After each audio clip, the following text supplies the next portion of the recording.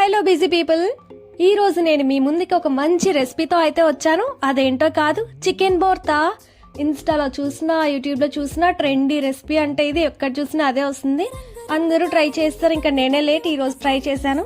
దీనికి కావాల్సిన ఇంగ్రీడియంట్స్ అయితే చాలా తక్కువే.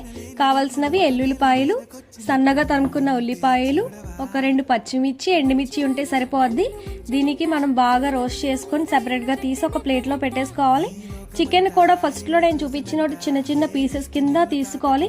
నేనైతే ఫస్ట్ అవి ఫ్రై చేసుకున్నాను, తర్వాత మళ్ళీ చిన్న చిన్నగా పీసెస్గా కట్ చేసిన తర్వాత అగైన్ మళ్ళీ నేను కొంచెం క్రిస్పీగా రావాలని చెప్పి మళ్ళీ ఫ్రై చేశాను లాస్ట్లో. ఈ ఉల్లిపాయలు, పచ్చిమిర్చి, ఎండుమిర్చి కలిపి చేసింది అయితే మాత్రం ఒక ప్లేట్లో తీసుకోండి, స్మాష్ చేసుకోవాలి మెత్తగా. లాస్ట్లో కొంచెం సాల్ట్ యాడ్ చేసుకోండి. నేనైతే ఇంకొంచెం టేస్ట్ బాగుండడం కోసం కొంచెం లెమన్ డ్రాప్స్ కూడా వేసుకున్నాను.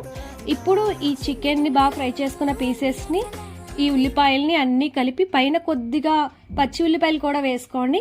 వేసుకున్న తర్వాత రౌండ్కి ఇలా ముద్ద చుట్టుకుంటే సరే, రెడీ అయిపోయింది మన రెసిపీ. మీరు కూడా ట్రై చేసి ఎలా వచ్చిందో చెప్పండి.